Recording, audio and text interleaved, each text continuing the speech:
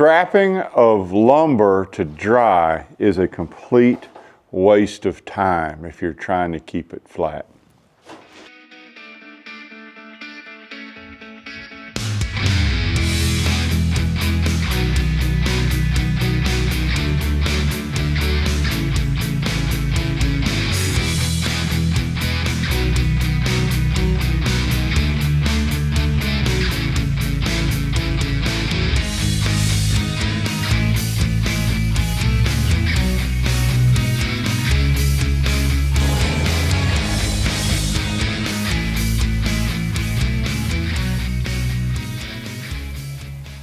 Hey folks, Robert Milton coming at you from Hobby Hardwood, Alabama. Good to see y'all again. The weather has broken a little bit. It's not quite as cold as it was, but it's still cold. We're going to be doing a little bit of planing. I don't know if we're going to film it or not, but we got this little bitty load of walnut here. And one of the questions I get asked a lot is, man, do you think it's a good idea if I strapped a bunch of wood off the sawmill with some sort of strapping or ratchet straps or pallet straps or something to try to keep it flat? And the short answer is no. It doesn't do a bit of good. You're wasting your time. If you want to keep your wood flat, you need to put weight on it. Mother Nature has a gravity at 32 feet per second, or if you're in Canada, it's 9.81 meters per second squared, going that way, right to the center of the earth.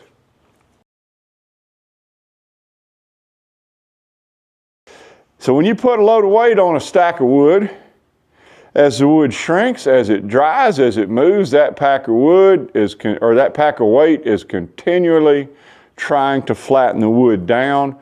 That's how you flatten wood when you're going to put it in your kiln or your air drying. Putting straps on it? No. Because look how loose these are. Do you think this is going to do any good trying to keep this wood flat?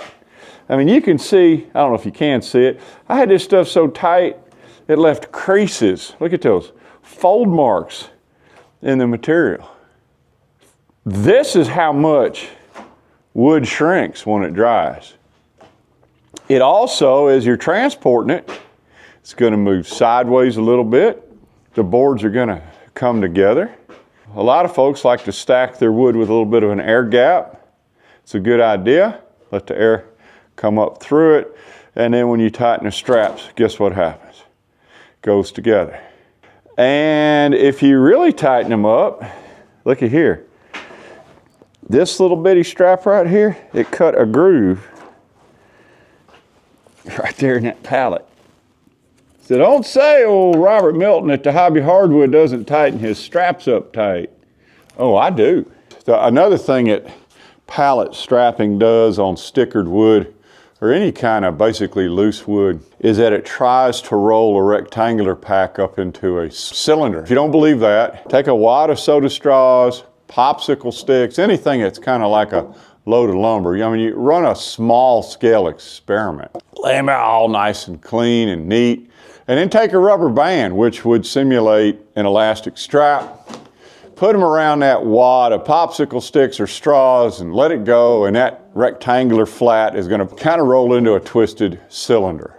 And that ain't good, because that's kind of what your lumber is going to do. The stronger and tighter your straps, the more it's going to try to take your rectangular pallets of wood and turn them into a large cylinder. You may think you're making those straps tight, but a lot of that force is being applied to the sides trying to roll them up. If you're a strapaholic, yes, you can get some heavy web straps and put like hunks of steel down across under the strapping material, and then try to push it down. And that does work up to a point, but once again, you're so much better off going to get a pallet and loading some weights on it and just setting it on top and let Mother Earth do the work for you. But you're going, well, if this guy says there ain't no reason for straps on his wood, why has he got straps on his wood?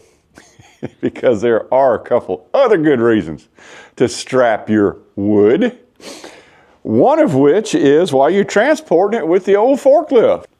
Chip is typically a pretty relaxed forklift operator. I mean, he's got a good touch on the controls, and he does like driving forklifts. It's one of his favorite things. But every now and then he'll get a little sloppy.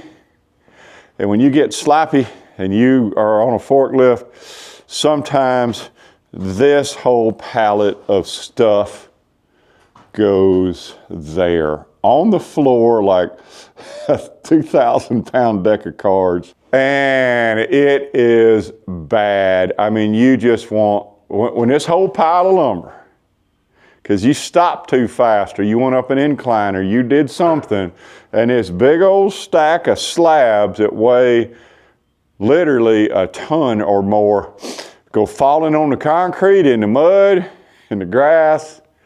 Let me tell you what, you want to just, after you get done cussing, you just want to walk away and hope somebody else picks it up. Let me see if I can keep this in frame and do it so you can see how loose things are. Now you pull this, watch this, you just pull it, it slides, give it a little tug. Now it's tight. See that? See how easy that is? The other thing that you might notice, see that kink there? And see that kink there? That's caused by how tight this was originally.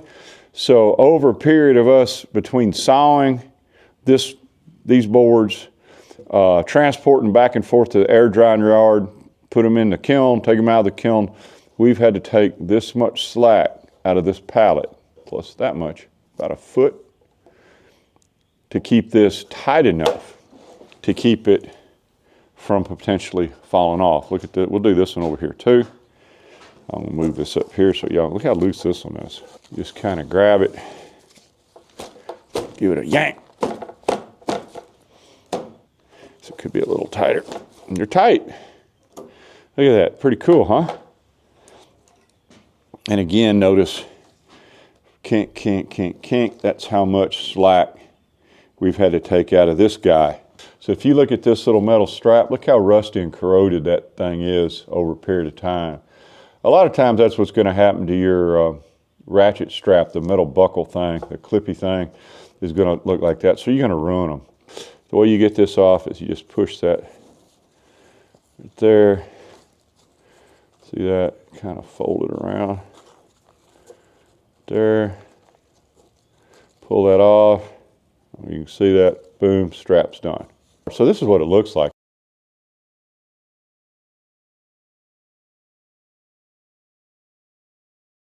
Take this guy, stick it through the center, right there. Take this, go around this edge, this ear, just like that. Tighten up your strap. Look how it slides. And tight again. So the cool thing about doing it this way is your straps will last a long time because they're reusable. I mean, you buy this stuff by the mile roll, give or take, make a nice little loop, and guess what? So this one can be reused. I don't like using it for road transportation. I do have a DOT license, so I do have to transport lumber. And let me tell you what, you don't want to transport lumber using web strapping. I mean, unless it's true overland transport rate, it's typically going to be at least an inch.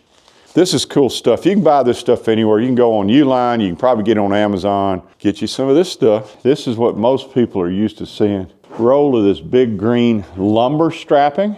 This is strong. This is true lumber strapping. So you got a crimper, you got a mega tensioner. So basically you ratchet that up, you tension that up, and you got these little clips that are serrated. I don't know if you can see them. And that lets you, that bites into this plastic.